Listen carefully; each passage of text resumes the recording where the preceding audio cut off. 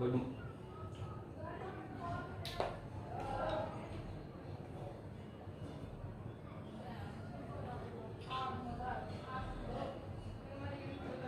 Morning students. हम बात कर रहे थे विमीय समीकरण के उपयोग की। हमने लास्ट लेक्चर्स में अलग अलग फिजिकल क्वांटिटीज ली, भौतिक राशियां ली और उनके विमीय समीकरण हमने लिखना सीखा कि किसी भी भौतिक राशि का विमीय समीकरण क्या होता है, उसको कैसे हम राइट डाउन कर सकते हैं, उसके यूनिट्स कैसे लिखे जाते हैं। अब नेक्स्ट लेक्चर्स में हम बात करेंगे कि जो विमीय समीकरण है उनके उपयोग क्या है, उनके एप्लीकेशंस क्या है, हम किसी फिजिकल क्वांटिटी का विमीय समीकरण क्यों लिखना चाह रहे हैं। तो उसके पीछे यही है कि हम विमीय समीकरण के कुछ एप्लीकेशन या कुछ उपयोग डिस्कस करेंगे जो उनकी उपयोगिता को सिद्ध करेगा। ओके, तो विमीय समीकरण के उपयोग की अगर हम बात करें तो विमीय समीकरण के मुख्यतः तीन एप्लीकेशन है या इसके मुख्यतः तीन उपयोग है। हम विमीय समीकरण को लेकर किसी भी भौतिक राशि, कोई भी भौतिक राशि है, उसके सूत्र की सत्यता की जांच कर सकते हैं। कोई भी हमारे पास फिजिकल क्वांटिटीज है, उसका हमें एक फॉर्मूला मिला हुआ है, उसका एक सूत्र हमें दिया गया है, हमें चेक करना है कि वो सूत्र सही है या फिर गलत है। उस सूत्र की हमें सत्यता की जांच करनी है। तो उत्तर कैसे करें? पहला क्वेश्चन आंसर किस तरह से किया जा सकता है? तो विमीय समीकरण की सहायता से, विमीय समीकरण की सहायता से हम किसी भी भौतिक राशि के सूत्र की सत्यता की जांच की जा सकती है। यह है इसका पहला एप्लीकेशन। विमीय समीकरण की सहायता से किसी भौतिक राशि के सूत्र की सत्यता की जांच की जा सकती है। तो सेकंड एप्लीकेशन क्या है? तो सेकंड ये है कि हम विमीय समीकरण की सहायता से, पहला तो क्या है कि कोई भी फिजिकल क्वांटिटी है, उसका हमने जो फॉर्मूला हमें मिला उसको हम चेक कर सकते हैं कि वो सही है या फिर गलत है। सेकंड एप्लीकेशन क्या है, सेकंड उपयोग क्या है विमीय समीकरण का? सेकंड उपयोग में हम किसी भौतिक राशि का सूत्र कैसे डेवलप किया गया, कोई भी फॉर्मूला हमारे सामने आता है, कोई भी फिजिकल क्वांटिटीज ले लीजिए, सपोज करो हमें ये मिला कि ये कहा गया कि काइनेटिक एनर्जी, गतिज ऊर्जा हाफ mv² होता है। ये हमारे पास फॉर्मूला किसका है? गतिज ऊर्जा का। या फिर स्थितिज ऊर्जा की बात करो, पोटेंशियल एनर्जी की बात करो, चलिए कितना होता है? चलिए होता है mgh। ठीक है, तो ये जो फॉर्मूले हैं चलो वो कैसे डेवलप किए गए? तो इन सभी फॉर्मूलों को डेवलप भी किया जा सकता है, इनको व्युत्पन्न भी किया जा सकता है। वो है हमारा विमीय समीकरण का सेकंड उपयोग।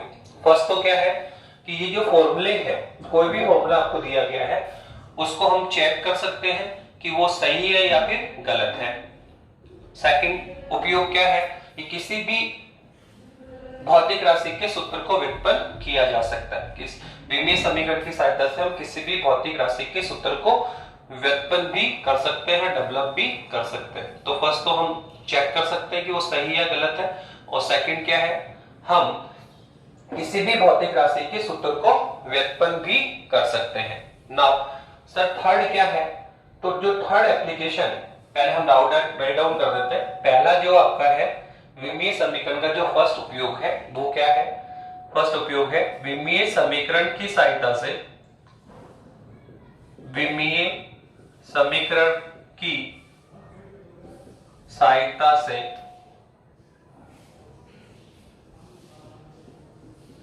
किसी भौतिक राशि के सूत्र की सत्यता की जांच की जा सकती है। कोई भी हमारे पास भौतिक सूत्र, भौतिक राशि है, उसका हमें कोई फॉर्मूला मिलेगा, हम उसके सत्यता की जांच की जा सकती है। ओके, ये है हमारा फर्स्ट एप्लीकेशन। विमीय समीकरण की सहायता से हम किसी भी भौतिक राशि के सूत्र की सत्यता की जांच कर सकते हैं। सर सेकंड क्या है? सेकंड हम उस सूत्र को डेवलप भी कर सकते हैं। विमीय समीकरण का जो कोई भी फॉर्मूला है सर उसको हम डेवलप कर सकते हैं, व्युत्पन्न कर सकते हैं। तो सेकंड उपयोग क्या है? सेकंड उपयोग है विमीय किसी भौतिक राशि के सूत्र को व्युत्पन्न करना। कंप्लीट लिखेंगे तो हम कह सकते हैं विमीय समीकरण की सहायता से किसी भौतिक राशि के सूत्र को व्युत्पन्न किया जा सकता है। व्युत्पन्न किया जा सकता है। यह आपका सेकंड एप्लीकेशन है, सेकंड उपयोग है। विमीय समीकरण की सहायता से हम किसी भी भौतिक राशि के सूत्र को व्युत्पन्न कर सकते हैं, डेवलप कर सकते हैं, चेक कर सकते हैं। सेकंड, व्युत्पन्न किया जा सकता है। सर थर्ड क्या है? देखो थर्ड एप्लीकेशन क्या है, तो थर्ड में क्या है कि कोई भी भौतिक राशि किसी एक पद्धति में हमें उसकी वैल्यू गिवन है या एक पद्धति में उसका मान दिया गया है और ये कहा जाएगा कि भाई उसी भौतिक राशि का जो मान है वो सेकंड पद्धति में फाइंड आउट करो, किसी दूसरी पद्धति में फाइंड आउट करना है हमें। हमने सिस्टम स्टडी किया था कि जो पद्धतियां हैं वो कितने टाइप की है, तो बताया था।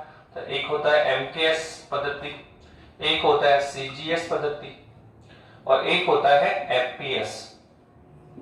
और इस तीनों को हमने फिर अलग अलग स्टडी किया, फिर लास्ट में एक यूनिवर्सल हम कह सकते हैं एक सिस्टम डेवलप किया जिसको हमने बोला इंटरनेशनल सिस्टम, अंतरराष्ट्रीय पद्धति। ठीक है, तो इन सिस्टम्स की बात करें तो हमें कोई भी भौतिक राशि है उसका मान एमकेएस में दिया हुआ होगा और कहा जाएगा कि उसका मान सीजीएस में फाइंड आउट करो, या फिर हमें सीजीएस में उसका मान गिवन होगा और क्या कहा जाएगा कि आप उसकी वैल्यू एमकेएस में फाइंड आउट करो। तो कुल मिला के किसी भौतिक राशि का मान हमें एक पद्धति में गिवन है और ये कहा जाएगा कि उसको सेकंड पद्धति में उसकी वैल्यू फाइंड कीजिए। तो थर्ड एप्लीकेशन यही है, किसी भौतिक राशि को एक पद्धति से दूसरी पद्धति में रूपांतरित करना। क्या कहा? किसी भौतिक राशि को एक पद्धति से दूसरी पद्धति में रूपांतरित करना। तो ये विमीय समीकरण के तीन एप्लीकेशन होंगे। विमीय समीकरण की सहायता से हम किसी भी भौतिक राशि का जो सूत्र है वो सही है या गलत है उसको हम चेक कर सकते हैं। नंबर 2, विमीय समीकरण की सहायता से हम किसी भौतिक राशि के सूत्र को व्युत्पन्न भी कर सकते हैं। ठीक है, कोई भी फॉर्मूला है तो सर वो कैसे डेवलप हुआ, तो विमीय समीकरण की सहायता से हम सूत्र को डेवलप भी कर सकते हैं। और थर्ड कैटेगरी क्या है, थर्ड उपयोग क्या है, तो थर्ड उपयोग है किसी भौतिक राशि को एक पद्धति से दूसरी पद्धति में रूपांतरित भी किया जा सकता है। किसी भौतिक राशि को एक पद्धति से दूसरी पद्धति में रूपांतरित किया जा सकता है। तो ये तीन उपयोग है विमीय समीकरण के। तो अब हम इनको वन बाय वन स्टडी करेंगे कि सर हम कैसे किसी फॉर्मूले को चेक कर सकते हैं विमीय समीकरण की सहायता से, या विमीय समीकरण की सहायता से हम किसी सूत्र को कैसे डेवलप करेंगे, उसका मेथड क्या होगा। थर्ड, कोई अगर भौतिक राशि हमें एमके सिस्टम में गिवन है तो सर उसको सीजीएस में कैसे लेकर आओगे, और अगर सीजीएस में गिवन है तो सर उसको एमकेएस में कैसे कन्वर्ट करोगे। तो ये तीनों ही हमें स्टडी करने हैं। तो हम वन बाय वन इनको लेंगे और इनके कुछ एग्जांपल, कुछ क्वेश्चंस हम स्टडी करेंगे जिससे आपको सारे एप्लीकेशन क्लियर हो जाएंगे। ओके, तो सबसे पहला हम एप्लीकेशन ले रहे हैं आपका विमीय समीकरण की सहायता से किसी भौतिक राशि के सूत्र की सत्यता की जांच करना। ओके,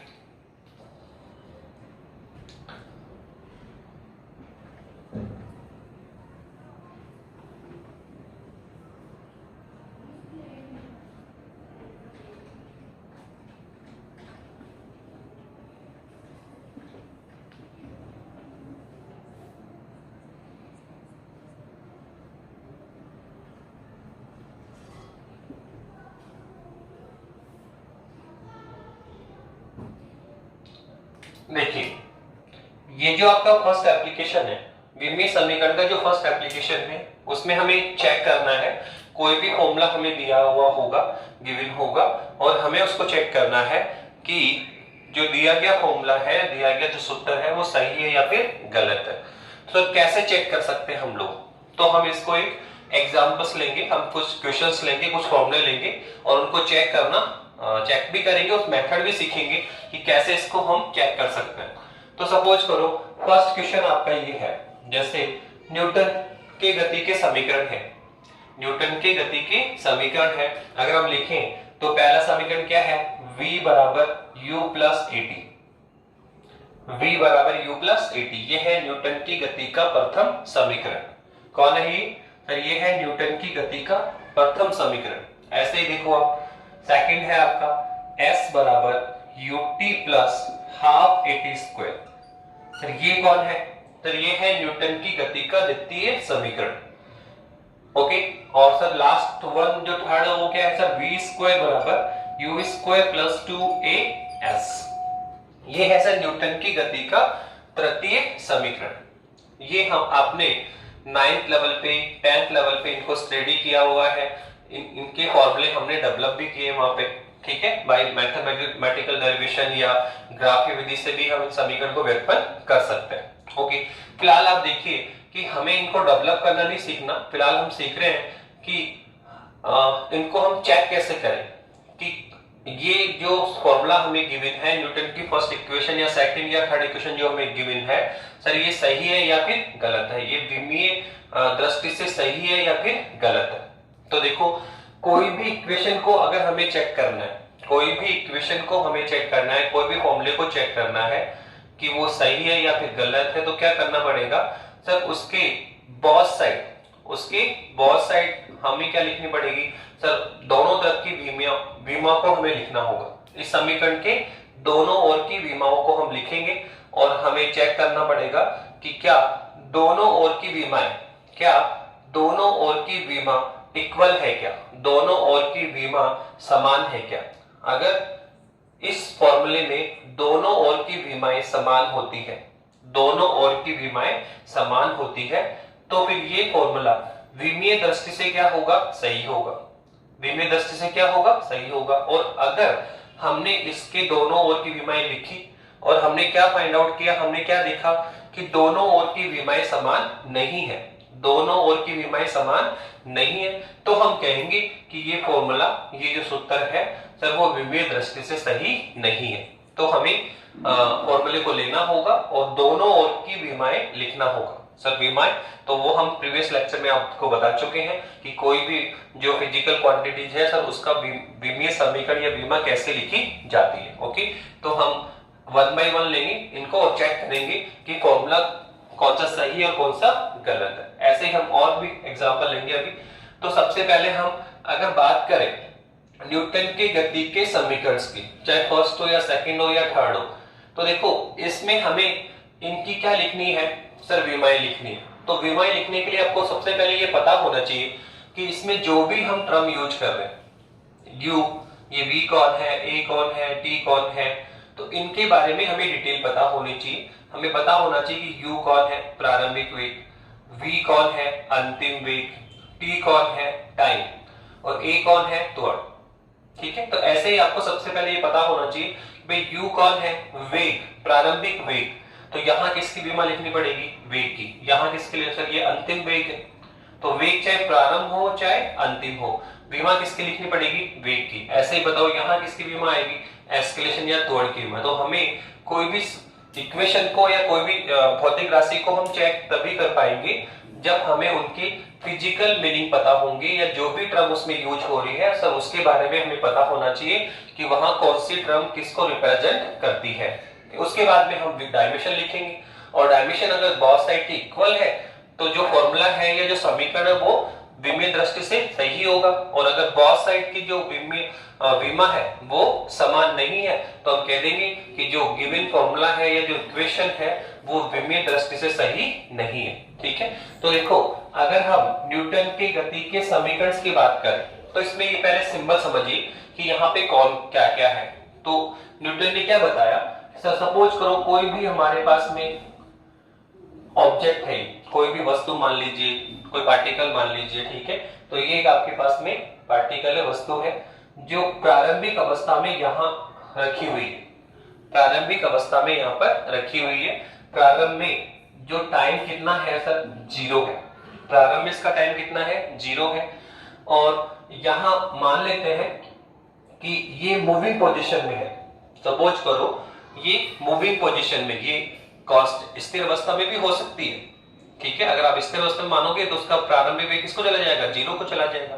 पर हम तो मान के चल रहे हैं कि माना प्रारंभिक अवस्था में ये वस्तु किस पोजीशन में है सर, मूविंग अवस्था में, ये गतिशील अवस्था में है।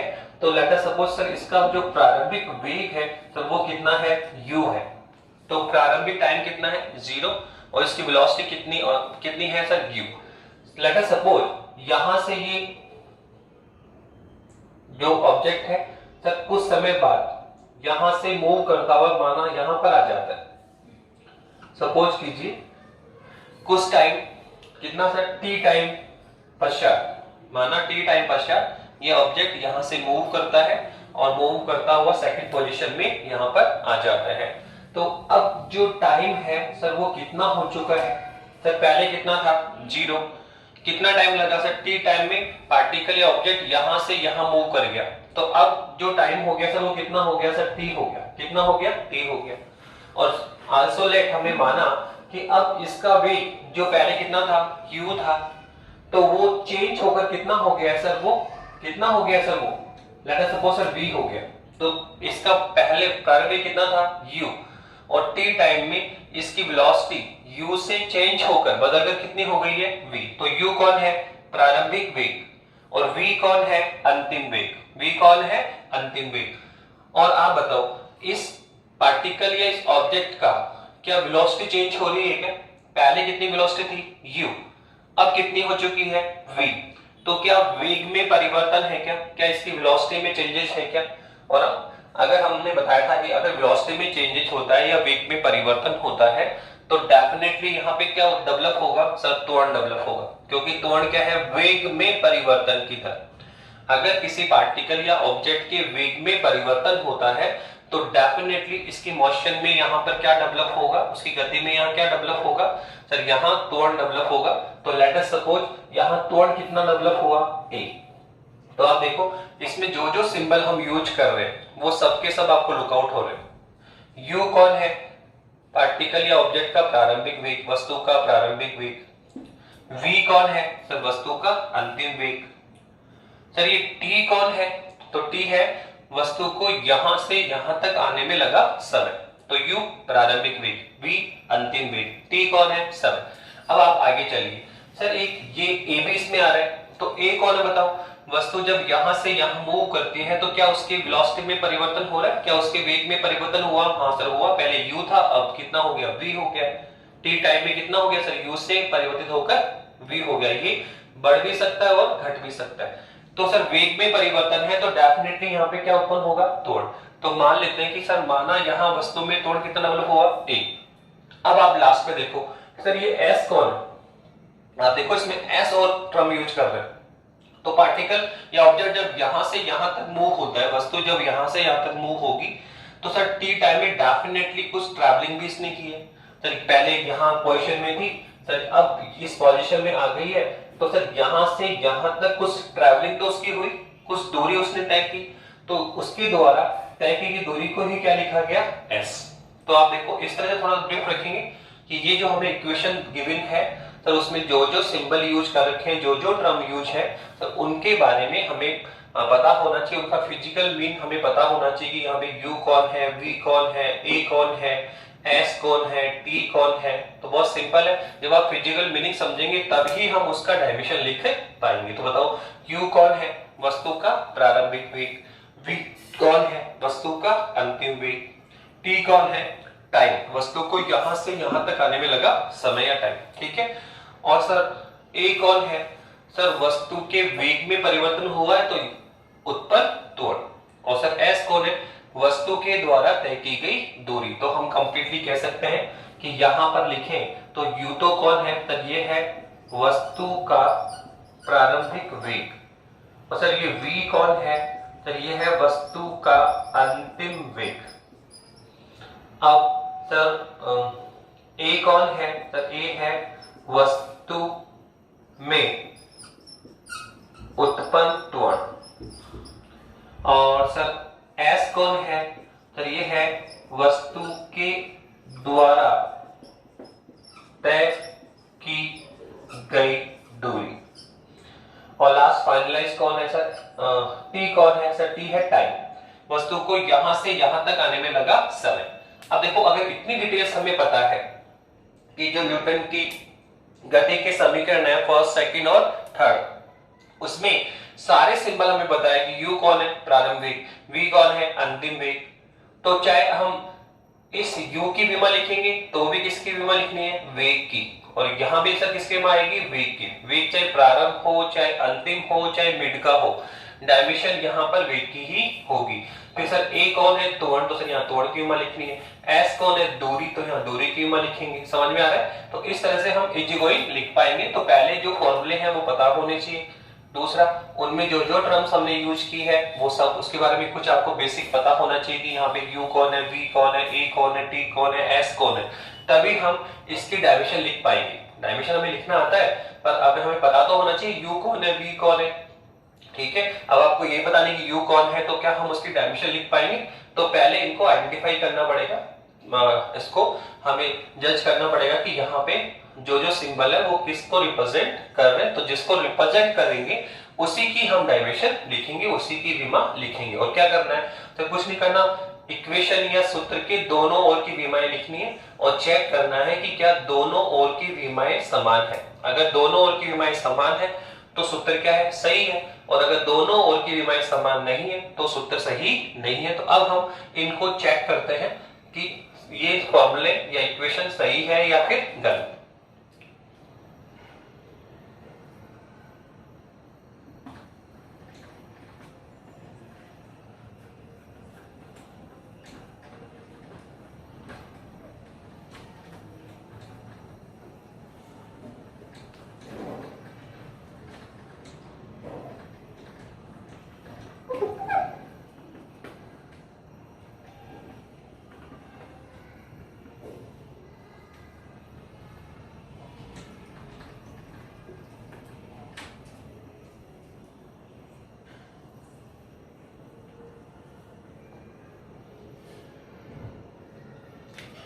सबसे पहले हम न्यूटन की गति का फर्स्ट समीकरण लिख रहे हैं।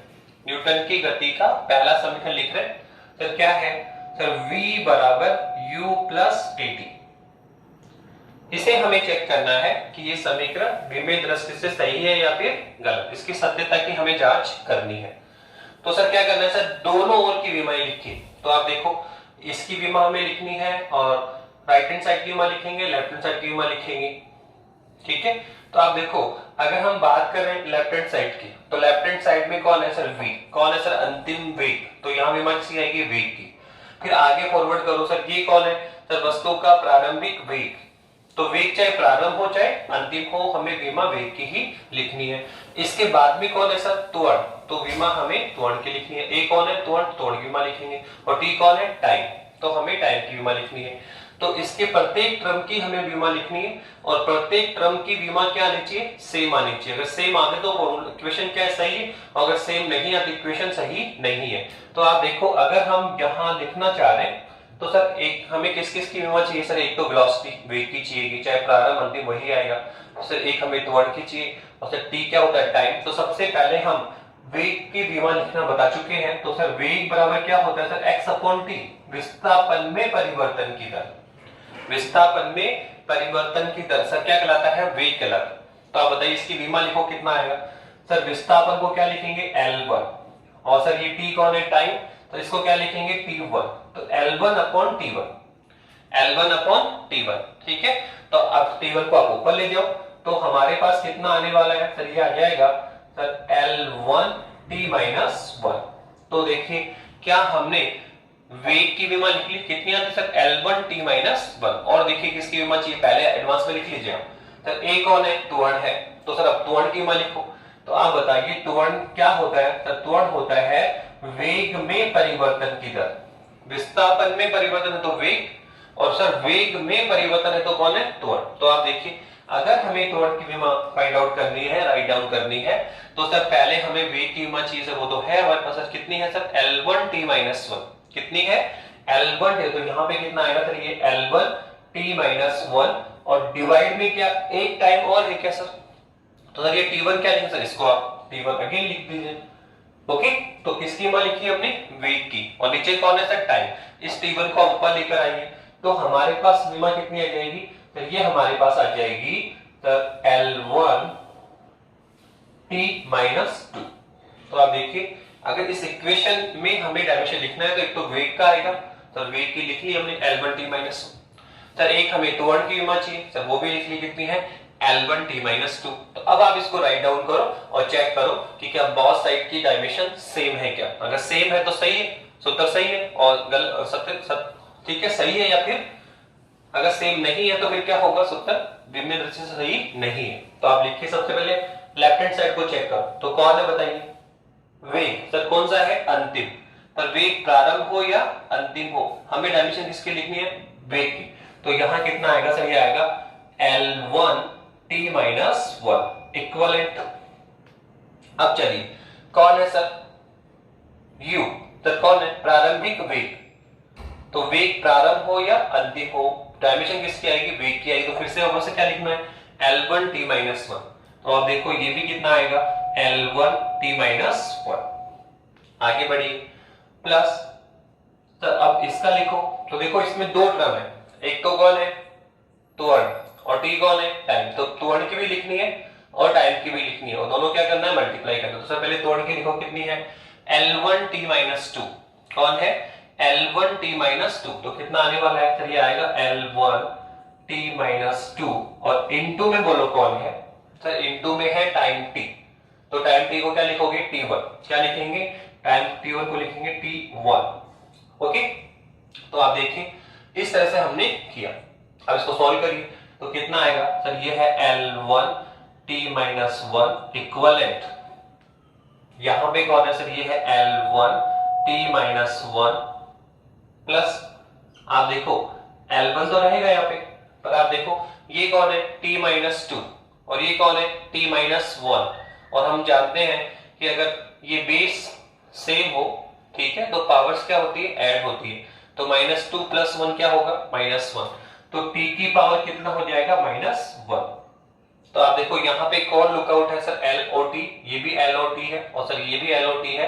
तो यहाँ कौन नजर नहीं आ रहा सर? M। और मैंने बताया था जो टर्म नजर नहीं आती है उसकी पावर 0 बना के हमें लिखनी है।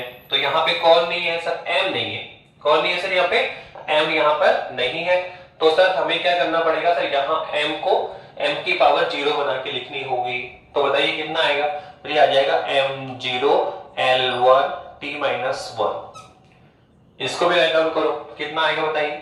ये आएगा आपका M0 L1 T - 1।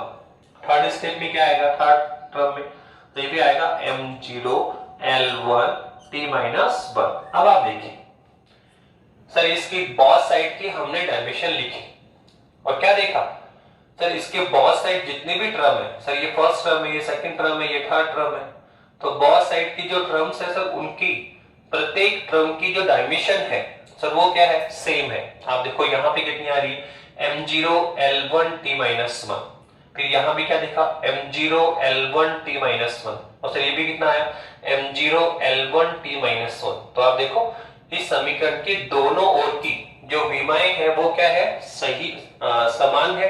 अतः ये सूत्र क्या है सर? विमीय दृष्टि से सही है। हम बोलेंगे कि जो समीकरण 1 है, न्यूटन की गति का जो पहला समीकरण है, उसके दोनों ओर की विमाएं क्या है? समान है। तो हम क्या कहेंगे? ठीक है, समीकरण 1 के दोनों ओर की विमाएं समान है, अतः ठीक है समीकरण 1 विमीय दृष्टि से क्या है? सत्य है या फिर सही है? विमीय दृष्टि से क्या है? सत्य है या फिर क्या है? सही है। तो ये हमने क्या चेक किया? न्यूटन की गति के प्रथम समीकरण को चेक किया कि वो विमीय दृष्टि से सही है या फिर गलत है। ऐसे ही देखो अब आप यहां आ जाइए, सेकंड इक्वेशन को भी चेक कर लेते हैं। जो आपका सेकंड इक्वेशन है, जो थर्ड इक्वेशन है, वो भी चेक कर लेते हैं। तो देखिए सेकंड इक्वेशन क्या है, आप सेकंड इक्वेशन लिखिए क्या है। सेकंड इक्वेशन अगर हम लिखते हैं तो हमारे पास न्यूटन की गति की द्वितीय समीकरण कौन होता है, तो S बराबर ut plus half at square, यही आपका। तो ये है न्यूटन की गति का द्वितीय समीकरण। तो इसको भी चेक करो कि क्या ये विमीय दृष्टि से सही है या फिर गलत है। तो इसमें भी हमें क्या करना पड़ेगा सर, दोनों ओर की विमाएं लिखनी होगी और चेक करना पड़ेगा कि क्या दोनों ओर की विमाएं समान है क्या दोनों ओर की विमाएं समान है क्या। अगर दोनों ओर की विमाएं समान होगी तो हम कहेंगे ये फॉर्मूला विमीय दृष्टि से क्या है, सही है। और दोनों ओर की विमाएं समान नहीं होगी तो हम कहेंगे कि ये फॉर्मूला विमीय दृष्टि से सही नहीं है। ठीक है, तो आप चेक करो सर, किस लिखिए। तो आप देखो लेफ्ट हैंड साइड में देखो कौन है, एस। सिंपल पता होना चाहिए एस कौन है सर, वस्तु या व्यक्ति के द्वारा तय की गई दूरी। तो बताओ एस किसको रिप्रेजेंट करता है, दूरी को। तो यहाँ किसकी विमा आएगी, दूरी की। इसके बाद आगे चलिए, तो यू कौन है सर, वस्तु का प्रारंभिक वेग। तो सर यहाँ विमा किसकी आएगी, वेग की। फिर मल्टीप्लाई में कौन है सर, टाइम। तो टाइम तो t1 आ जाएगा। फिर सर 1/2, सर 1/2 की कोई डायमेंशन नहीं होती, मैंने बताया था कांस्टेंट नंबर, जो जितने भी न्यूमेरिकल्स नंबर है तो उनका कोई डायमेंशन नहीं होता, उनकी कोई विमा नहीं होती है। तो 1/2 की तो कोई विमा होगी ही नहीं। इसके आगे चलिए सर, कौन है ए, कौन है सर, त्वरण, वस्तु में उत्पन्न त्वरण। तो सर यहाँ विमा किसकी आएगी, त्वरण की आएगी। और सर फिर आगे देखो लास्ट में कौन है, टाइम। तो फिर विमा किसकी आएगी, टाइम की। तो अब लिखना शुरू करें सर, किस किस की विमा चाहिए। देखो हम आपको डायमेंशन लिख के बता चुके पहले, क्या सर हम आपने बताया था हमें कि अभी भी बताया कि जो वेग है सर उसकी डायमेंशन कितनी होती है, L1t-1, और जो त्वरण है सर वो कितना होता है, L1t-2। आप चाहे तो दोबारा लिख लें, ठीक है। तो ये डायमेंशन हम यूज करना चाह रहे हैं। तो बताइए कौन है, सबसे पहले कौन आएगा सर, डिस्टेंस।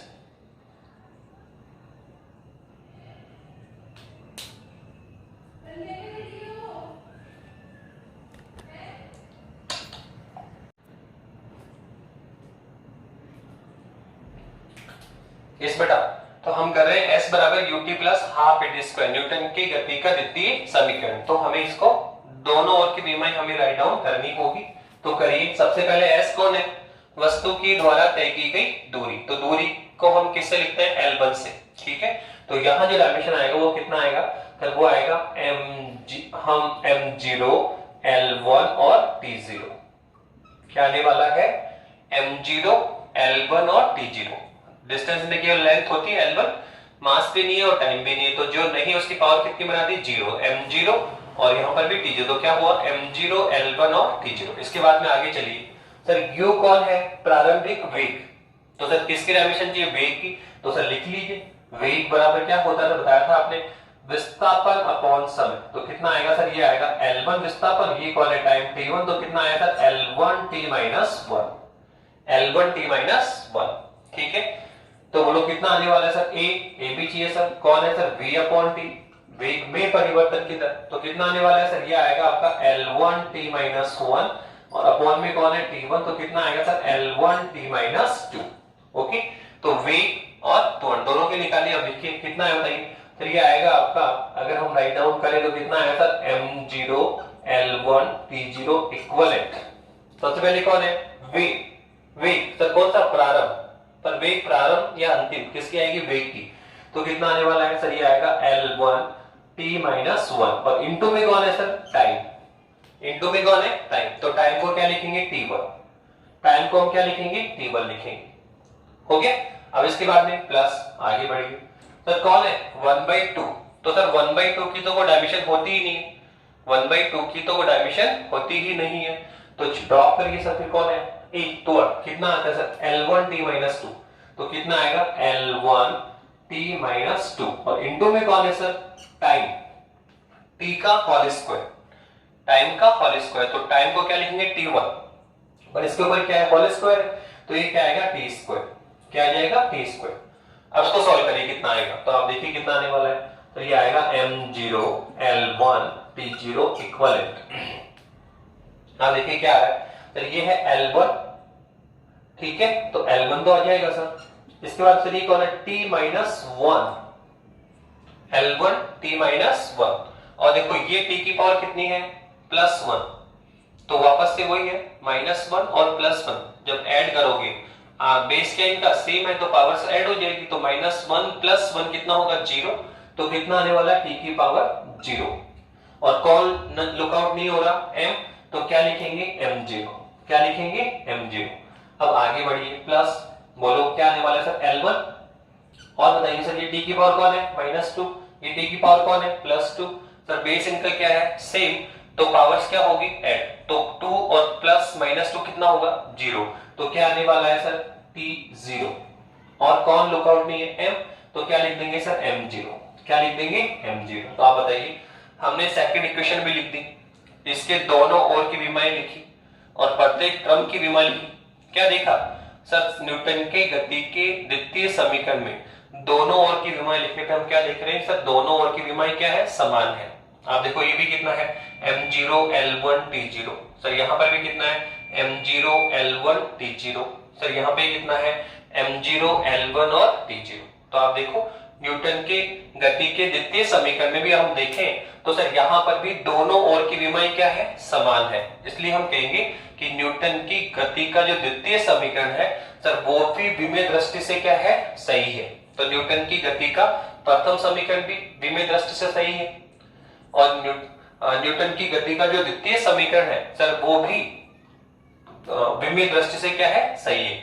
ऐसे ही देखो आप न्यूटन की गति के थर्ड इक्वेशन को भी चेक कर सकते हैं, आपका थर्ड इक्वेशन कौन है, तो देखो थर्ड इक्वेशन है आपका v² बराबर u² प्लस 2as, यही आपका ये है न्यूटन की गति का तीसरा समीकरण। सर इसको चेक करो कि ये विमीय सही है या फिर गलत है, तो आप वापस से बोथ साइड दोनों ओर की विमाएं लिखेंगे, तो सर किसकी विमा चाहिए, एक तो वेग की, क्योंकि u कौन है प्रारंभिक वेग, v कौन है अंतिम वेग, s कौन है तय की गई दूरी, और a कौन है त्वरण। तो आप देख सकते हैं सर हमें दोनों ओर की विमाएं लिखनी होगी, तो एक तो हमें यहाँ वेग की विमा चाहिए और सर एक हमें यहाँ त्वरण की विमा चाहिए, s कौन है दूरी सर L1 लिख देंगे।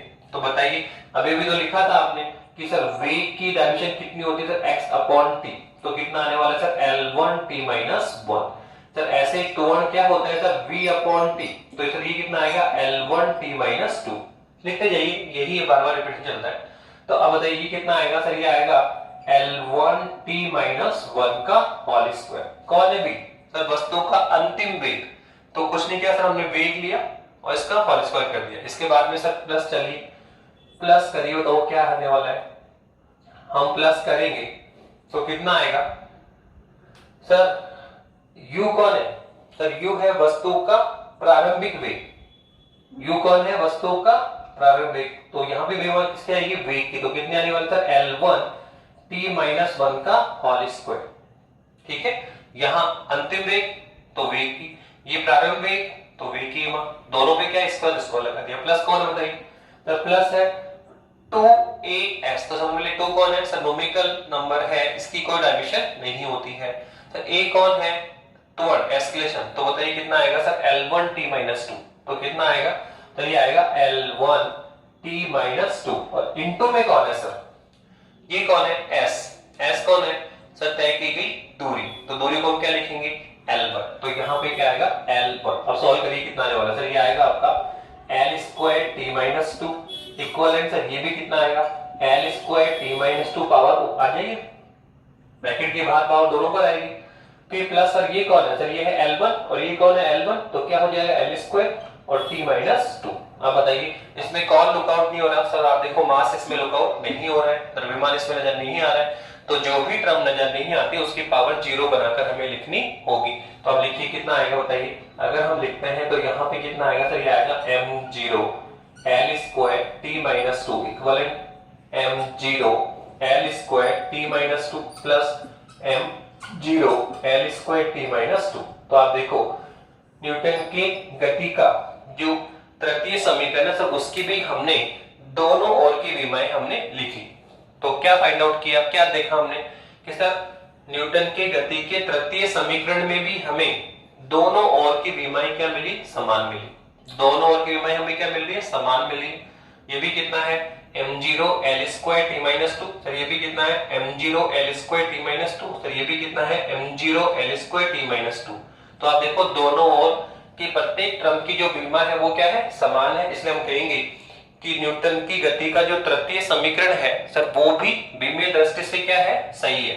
सर वो भी क्या है सर, विमीय दृष्टि से क्या है, सही। दूसरा देखो आप चेक करना सीख रहे हैं, गति का फर्स्ट इक्वेशन लिया, फिर सेकंड इक्वेशन लिया, फिर थर्ड इक्वेशन लिया और हमने दोनों ओर की विमाएं लिखी और क्या देखा कि सर यहाँ दोनों ओर की विमाएं क्या आती है सर, समान आती है। इसलिए हम कह सकते हैं कि न्यूटन की गति के तीनों समीकरण ही विमीय दृष्टि से क्या है, सही है। इस तरह से हम चेक कर रहे हैं। एक दो एग्जांपल और ले लीजिए, ठीक है। तो नेक्स्ट क्वेश्चन जो इसका है वो देखो क्या है।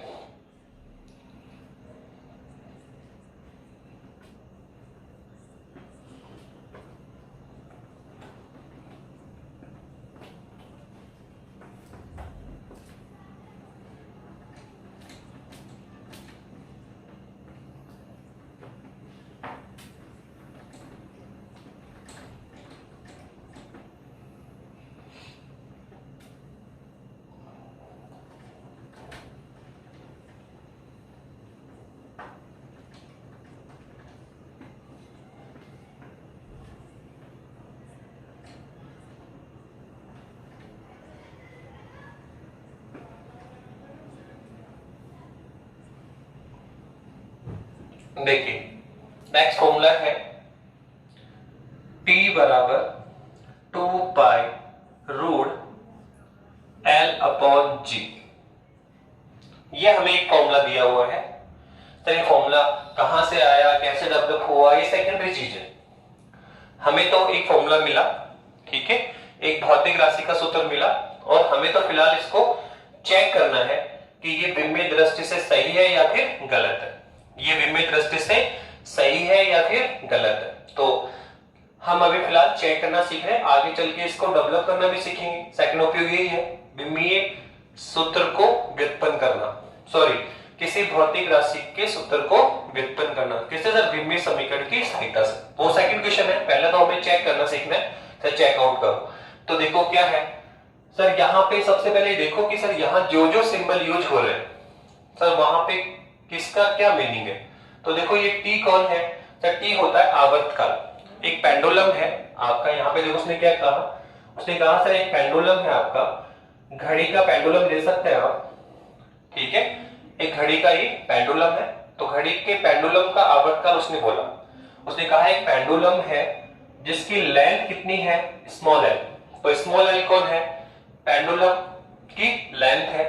उसके बाद में सर जी कौन है, तो देखो ये पेंडुलम इस तरह से है और क्या कर रहा है सर ये पेंडुलम क्या कर रहा है सर, मोशन कर रहा है, इस तरह से गति कर रहा है। हम जानते हैं कि पेंडुलम कौन सी गति करता था, सिंपल हार्मोनिक मोशन करता है, सरल आवर्त गति ये करता है। तो घड़ी का जो पेंडुलम है सर वो सिंपल हार्मोनिक मोशन करेगा।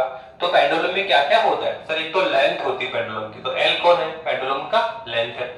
सर ये जो आपका यहाँ पे आपने एक मास, ठीक है, इसे बांधा हुआ है, तो सर आप देखो इसका जो वेट होगा सर वो कितना होगा, mg, जो वर्टिकल डाउनवर्ड होता है पृथ्वी के सेंटर की ओर होगा।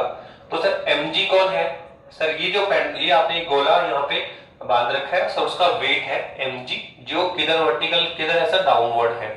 तो आप देखो mg तो कौन है, वेट है इसका, पर हम फिलहाल किसकी बात कर रहे हैं, g। सर वेट क्यों, तो हम जानते हैं कि जो हमारी पृथ्वी है वो प्रत्येक वस्तु को अपनी ओर क्या करती है, आकर्षित करती है। आप देखो प्रत्येक वस्तु या कोई वस्तु है या कोई पिंड है तो हम वो अपने आप में भार क्यों महसूस करता है, तो रीजन है कि पृथ्वी के गुरुत्वाकर्षण बल के कारण, या हम कह सकते हैं पृथ्वी के गुरुत्वीय त्वरण के कारण प्रत्येक वस्तु, पृथ्वी क्या करती है सर, प्रत्येक वस्तु को अपनी ओर क्या करती है, आकर्षित करती है। तो उस गुरुत्वाकर्षण बल के कारण, उस गुरुत्वीय त्वरण के कारण ही हम अपने आप में क्या महसूस करते हैं, भार महसूस करते हैं। तो ये जी कौन है सर, जी है पृथ्वी के द्वारा पेंडुलम को लगाया गया गुरुत्वीय त्वरण। तो देखो यहाँ पे एल कौन है, पेंडुलम की लेंथ, ठीक है, दोलक की लंबाई है। सर जी कौन है सर, गुरुत्वीय त्वरण है। और सर ये टी कौन है, तो टी है यहाँ पे इस पेंडुलम का आवर्तकाल। इस ये जो पेंडुलम है या जो ये दोलक है, ठीक है, उसका क्या है, ये आवर्तकाल है। तो हमने पूरा मीनिंग समझा यहाँ पे। तो अगर हम लिखना चाहें यहाँ पे तो आप देखो कौन कौन है सर, हम देखेंगे तो हम कहेंगे सर यहाँ पे क्या क्या यूज किया अपन ने। आप देखिए सर, हम देखेंगे तो टी कौन है सर, टी तो है दोलक का आवर्तकाल, दोलक का आवर्तकाल है सर। ओके सर, ये एल कौन है, तो सर ये है दोलक की लंबाई। और सर ये जी कौन है, सर जी है गुरुत्वीय त्वरण, पृथ्वी के द्वारा पेंडुलम को लगाया गया गुरुत्वीय त्वरण। तो आप देखो कि अगर हमें इसको चेक करना है कि विमेय दृष्टि सही है या फिर गलत है, तो सर हमें दोनों और विमेय लिखनी पड़ेगी। तो यहाँ टी कौन है, आवर्तकाल। तो सर आवर्तकाल की तो जानते हैं T1 होती है। आवर्तकाल तो क्या सर, टाइम पीरियड, एक पेंडुलम को एक दोलन करने में लगा समय।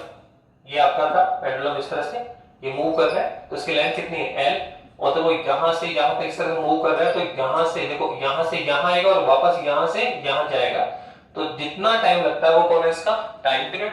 और सर इस पे जो अप्लाइड है वो कौन है सर, गुरुत्वीय त्वरण। तो L कौन है, लेंथ, G कौन है, अप्लाइड गुरुत्वीय त्वरण, और T कौन है, टाइम पीरियड, आवर्तकाल, पेंडुलम को एक दोलन करने में लगा समय।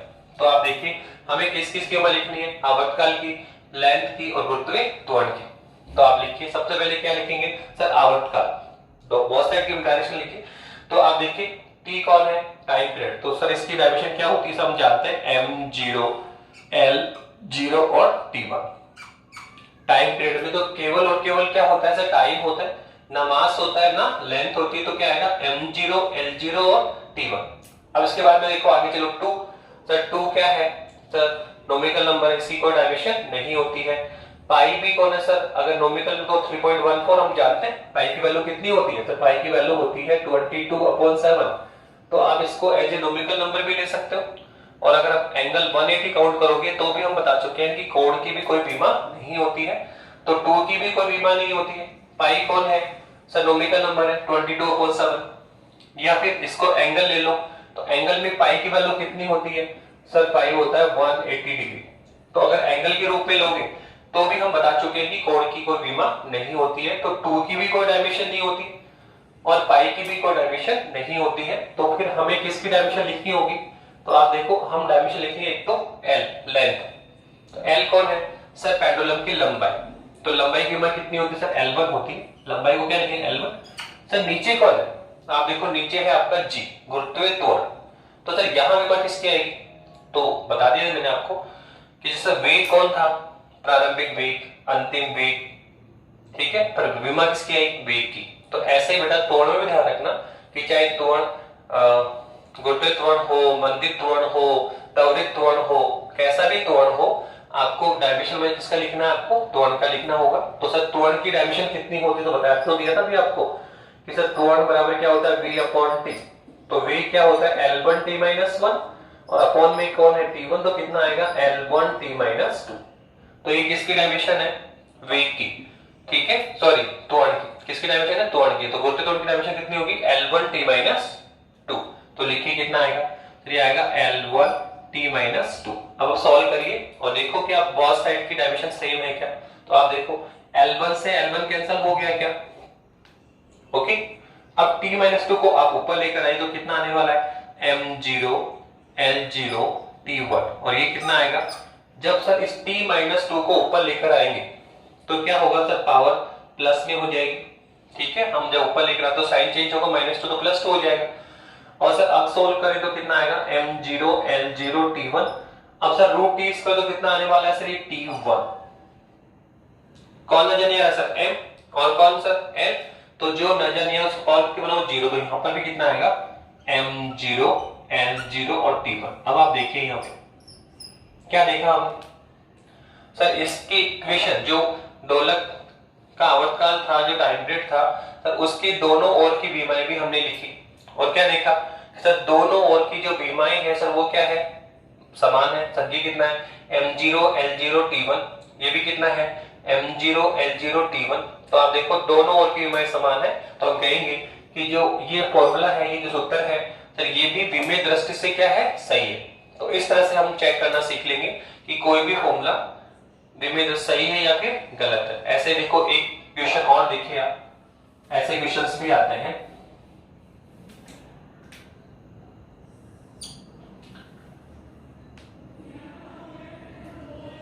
देखिए उसने कहा गतिज ऊर्जा है आपका के, उसने लिखा m²v³। गतिज ऊर्जा के बराबर क्या लिखा, हाफ mv²। फिर के बराबर लिखा उसने मास इंटू एक्सलेशन। फिर के की वैल्यू क्या लिखी, 3/16 mv²। और फिर के कौन है, चलिए है half mv² plus m into a. ठीक है, ये हमें लिखा गया है, ये हमें लिखा और कहा जहां के कौन है सर, यहां बात करें तो के कौन है सर, के है गतिज ऊर्जा। के कौन है, गतिज ऊर्जा है। तो उसने कहा कि बताइए कौन सा फॉर्मूला, गतिज ऊर्जा के उसने बहुत सारे फॉर्मूले लिखे। पहले लिखा के बराबर क्या लिखा, m²v³। फिर के लिखा हाफ mv²। फिर के क्या लिखा m इंटू ए। फिर 3/16 mv²। फिर क्या लिखा हाफ mv² प्लस m। और कह रहा है कि बताइए कौन सा फॉर्मूला विमीय दृष्टि से सही है। तो देखो हमें वही करना पड़ेगा सर, बहुत साइड की विमा लिखेंगे और जिस समीकरण में दोनों ओर की विमाएं क्या हो, समान हो, वो सूत्र विमीय दृष्टि से क्या होगा, सही होगा। और जिसमें दोनों ओर की विमाएं समान नहीं होगी सर, वो सूत्र विमीय दृष्टि से सही नहीं होगा। ठीक है, तो अब लिखिए, आप बताइए अगर हम इसकी विमा लिखते हैं तो वो लोग क्या आने वाला है। तो आप इनको सभी को लिखना पड़ेगा, हमें इन सभी की विमाएं हमें लिखनी होगी। तो सबसे पहले देखो अगर लिखे हम लोग तो सबसे पहले देखो गतिज ऊर्जा काइनेटिक एनर्जी की विमा हमें पता होनी चाहिए। सबसे पहले तो हमें क्या पता होना चाहिए कि सर काइनेटिक एनर्जी है सर, उसका डायमेंशन हमें पता होना चाहिए, उसका हमें समीकरण पता होना चाहिए। तो सर गतिज ऊर्जा कितनी होती है, तो आप देखो गतिज ऊर्जा की हम बात करें तो गतिज ऊर्जा कौन है सर, के कितना होगा सर, हाफ mv²। सर ये बताया आपने, तो सर ये तो हम जानते हैं। तो बताइए सर इसका डायमेंशन कितना होता है, इसकी विमा लिखो। तो आप देखो किसके होना चाहिए, m और कौन है ए। बताइए विमा किसकी लिखो सर, एक तो वेग की, तो कितना आएगा सर, ये आएगा विस्थापन अपॉन समय। विस्थापन में परिवर्तन की दर बता चुके हैं, ये कितना होगा L1t-1। सर ऐसे आप और लिख लीजिए, यहां देखो टुवर्ड भी आएगा अभी। ठीक है, तो टुवर्ड की उम्र कितनी आएगी सर, v/t। तो ये कितना आएगा सर, L1t-2। सबसे पहले आप गतिज ऊर्जा की वो फाइंड आउट करो और फिर देखेंगे ये बोथ साइड ठीक है डायमेंशन सेम है क्या। तो बताइए कितनी आएगी विमा लिखे तो इसकी, तो फिर ये कितना है, हाफ mv²। तो देखो हाफ की कोई विमा नहीं होती है, m कौन है, द्रव्यमान। ये तो आप जानते हो कि यदि कोई m मास की वस्तु v वेलोसिटी के साथ मूव करे, यदि कोई m मास की वस्तु v वेलोसिटी के साथ क्या करे, मूव कर रही है, तो इसके वस्तु के अंदर गति के कारण, वस्तु के अंदर गति के कारण एक ऊर्जा डेवलप होती है, इसे बोलते हैं गतिज ऊर्जा। किसी वस्तु की गति के कारण जो ऊर्जा होती है वो गतिज ऊर्जा कहलाती है। और इसका फॉर्मूला कितना होता है, हाफ mv²। तो यहाँ m कौन है, वस्तु का मास, और सर v कौन है, वस्तु का वेग। तो अब देखो k कौन है, गतिज ऊर्जा, m कौन है, वस्तु का मास, और v कौन है, वस्तु का वेग। तो देखो 1/2 की तो डायमेंशन होती ही है, m कौन है, वस्तु का मास, तो ये कितना होगा m1। सर इंटू में कौन है सर, v कौन है, तो वस्तु का वेग। तो यहां विमान इसकी आएगी वेग की, तो कितनी आने वाली है बता दीजिएगा, L1t-1। क्या इसकी पावर कितनी है, होल स्क्वायर है, तो कितना आएगा सर, ये हमारे पास आ गया m1l²t-2। तो ये लोग हमने गतिज ऊर्जा की डायमेंशन फाइंड कर ली, गतिज ऊर्जा की डायमेंशन हमने फाइंड आउट कर ली। अब आप देखो कि ये जो जितने भी फॉर्मूले लिखे हुए हैं वो कौन सही है। तो देखो k की डायमेंशन कितनी है सर, ये m1l²t-2। अब आपको क्या चेक करना है कि सर जो राइट हैंड साइड में हमें लिखा हुआ है सर, उन सब की डायमेंशन लिखो और जिसकी डायमेंशन इसके इक्विवेलेंट आती है वो फॉर्मूला सही होगा, और जिसकी डायमेंशन इसके इक्विवेलेंट नहीं आती है वो फॉर्मूला क्या होगा, गलत होगा। सबसे पहले देखो आप इसको चेक करो कि नंबर 1 जो फॉर्मूला है क्या लिखा उसने सर, तो नंबर 1 फॉर्मूला है K equivalent m square b cube, ये लिखा। बताइए सर ये फॉर्मूला विमेय दृष्टि से सही है क्या? तो आप देखो दोनों की ईएमआई लिखनी है, तो लिखिए K कौन है, गति ऊर्जा तो कितनी आएगी सर, ये आएगी आपका m1 l square t minus 2। Okay, अब आप आगे चलिए, ये कौन है आपका m स्क्वायर, m है, m कौन है मास, तो कितना आएगा सर, ये आएगा m1 का होल स्क्वायर। फिर v कौन है, वेलोसिटी, तो सर वेलोसिटी क्या है सर, ये ना L1 t माइनस 1, तो कितना आएगा, तो L1 t माइनस 1 का होल स्क्वायर। ओके, अब सॉल्व करिए इसको, तो कितना आने वाला है सर, ये आएगा m स्क्वायर, फिर ये कितना आएगा l स्क्वायर और t माइनस 2, और इधर कौन है m1 l square t minus 2। अब आप देखो क्या बोथ साइड की डायमेंशन सेम है क्या, तो आप देखें ये क्या है m1 l square t minus 2, जबकि राइट हैंड साइड में क्या आ रहा है m square l square t minus 2। तो आप क्या देख रहे हैं सर, दोनों ओर की विमाई समान नहीं है, दोनों ओर की विमाई क्या है, समान नहीं है। तो हम कहेंगे कि ये जो फॉर्मूला है सर वो विमीय दृष्टि से सही नहीं है। गतिज ऊर्जा का ये जो फॉर्मूला इसने गिवन किया है सर वो विमीय दृष्टि से सही नहीं है, क्योंकि सर दोनों ओर की विमाई समान नहीं है। ऐसे ही आप सेकंड फॉर्मूले को चेक करो कि क्या सर सेकंड फॉर्मूला सही है क्या, तो बताइए सेकंड फॉर्मूला तो सही है सर, ये कितना है सर, k बराबर कितना आया सर, ये आया हाफ mv स्क्वायर, तो k की डायमेंशन कितनी है सर, ये m1 l square t minus 2, तो निकाल रखा अपन। अब बताओ क्या आएगा सर, हाफ की कोई विमा नहीं होती है, फिर कौन है सर, ये m1 है, और इनटू में कौन है सर l1 t माइनस 1 का होल स्क्वायर, वेलोसिटी का स्क्वायर। अब सॉल्व करिए कितना आएगा, तो ये आएगा m1 l square t minus 2, और इधर भी कितना है sir m1 l square t minus 2। तो आप देखो ये जो आपका सेकंड फॉर्मूला है सर उसकी बोथ साइड की कीमत कितनी है सर, ये भी कितना है m1 l square t minus 2, sir ये भी कितना है m1 l square t minus 2। तो आप देख रहे हैं दोनों ओर की ईएमआई क्या है, समान है। तो ये जो फॉर्मूला है किसका, गतिज ऊर्जा का, तो वो विमीय दृष्टि से क्या है, सही है। तो आप देख रहे हैं कि हमने फर्स्ट को चेक किया तो क्या मिला सर, दोनों ओर की ईएमआई समान नहीं है, तो ये फॉर्मूला गतिज ऊर्जा का विमीय दृष्टि से सही नहीं है। और सेकंड सर यहाँ दोनों की ईएमआई क्या है, समान मिली, तो ये जो सेकंड है सर वो विमीय दृष्टि से क्या है, सही है। तो ऐसे ही हम बाकी फॉर्मूलों को भी चेक कर सकते हैं। जैसे मान लो उसने लिख दिया k बराबर क्या लिखा ma, k बराबर क्या लिखा ma, चेक करो क्या सही है क्या, तो k कौन है सर, गतिज ऊर्जा सर वो तो हम बता रखा आपने m1 l square t minus 2 equivalent. अब बताइए कौन है आपका, बोलो कौन है आपका सर, ये है m, ठीक है। तो m कौन है मास, तो सर ये तो आएगा m1 इनटू में सर a कौन है, बोलिए a कौन है सर, a है त्वरण, तो त्वरण की मान कितनी होती है L1 t माइनस 2, तो कितना आएगा L1 t माइनस 2। अब बताइए क्या बोथ साइड की डायमेंशन सेम है क्या, सर इधर कितना है m1 l square t minus 2, और सर ये कौन है m1 L1 t माइनस 2, क्या दोनों ओर की ईएमआई समान है क्या, नहीं सर।